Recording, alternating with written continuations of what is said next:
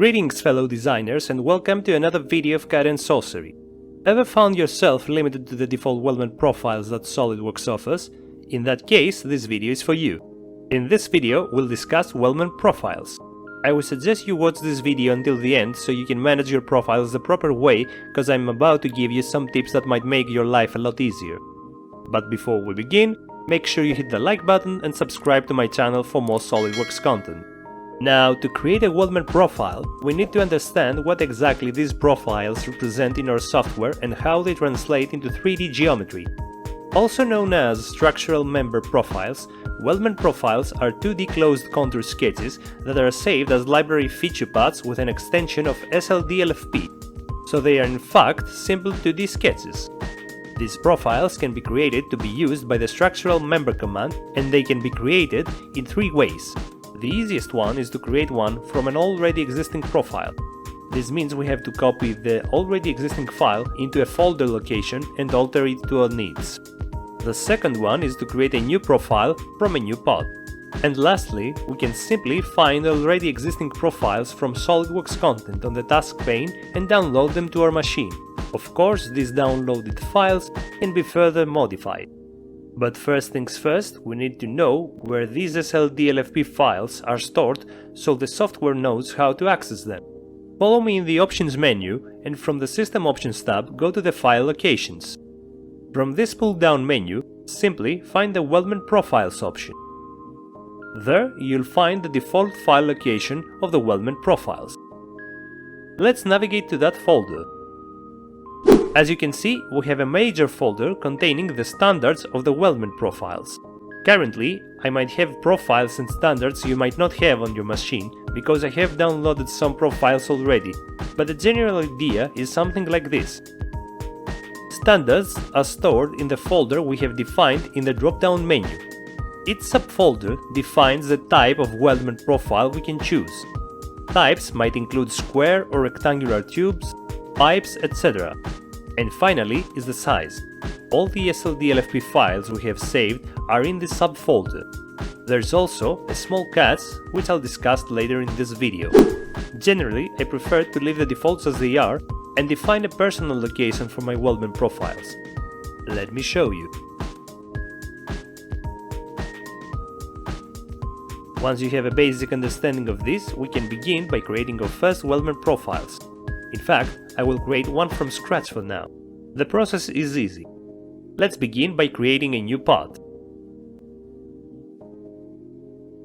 Now let's sketch. I will fast forward to the end of this sketch. I generally suggest you keep your dimensions and relations as simple as possible for easier management.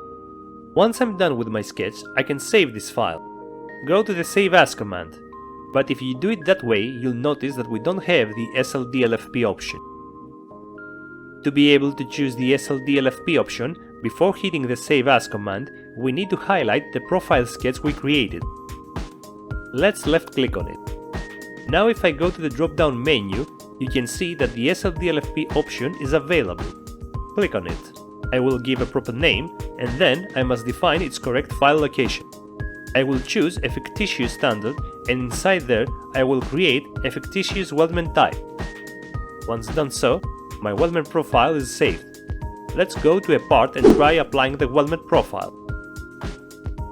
As you can see from the pull-down menus, I have the option to choose my newly created Wellman profile here.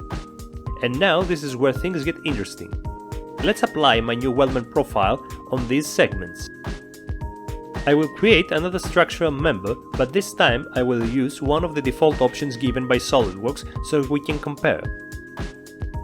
One of the most important things we need to consider when working with Wellman profiles is the Wellman cut list. This list can either be demonstrated in the part document or in drawings. So far, everything seems normal, but if we go to the drawings document and produce this Wellman cut list, you'll notice that there's some information missing and maybe one of the most important ones, which happen to be the description. So the default Wellman profiles have some information like the description stored within them. Let's open the default Wellman profile and compare it to ours. As you can see in the Document Properties option, there's a difference. The custom profile doesn't have the description properly like the default. Let me show you how we can make this even better. let's add the description in the file properties of that file. I will make this even smarter by applying the dimensions to this description. To make things even more interesting, I'll add material as well.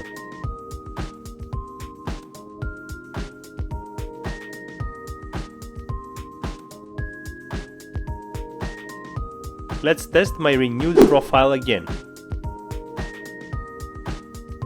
This time, I got all the important information on my Wellman catalyst, and see how material has been applied as well. So in that manner, we can add more properties we might need, but I won't extend further to that. Now that my Wellman profile works as intended, I can use the save as command multiple times to create more profiles like this with different dimensions. By saving more and more profiles that way, the size drop-down menu populates with even more choices. I like you to have choices, so here's something else you need to know. I will delete all my Wellman profiles inside this subfolder.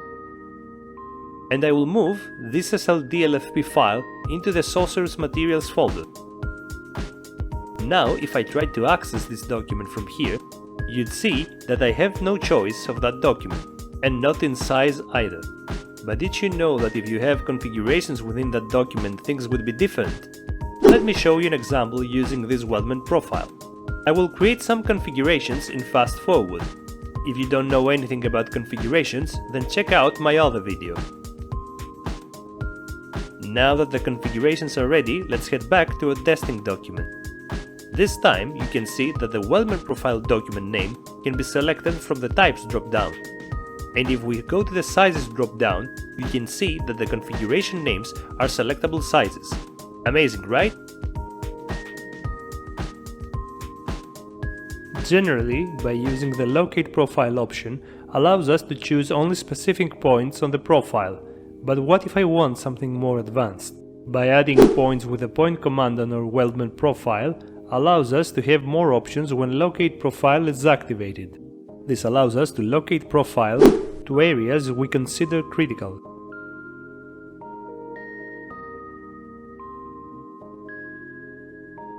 You'll decide which type of storing your Wellman profiles works best for you. As I mentioned earlier, you can also download Wellman profiles freely from SOLIDWORKS content. Let me show you. By navigating into the library from the SOLIDWORKS content and then Wellman's folder, you can Ctrl plus left click on the Wellman's folder you wish to download. This downloads a zip file which you can store in any location you like, but I suggest using your Wellman profiles location we mentioned earlier. Once the files are stored, you can go to your file locations and from there unzip the just downloaded file. Now this contains already created Wellman profiles, which you can use as they are. Or modify them by saving them as new documents and take advantage of the already existing geometry. So to sum it up, I have created this map for you, which you can print screen if you want, so it may help you better organize your Wellman profiles. Once you consider all this, you'll be fine on your way to creating your own Wellman profiles and be able to use them again and again. If you like this video, give it a thumbs up and subscribe to my channel for more SOLIDWORKS content.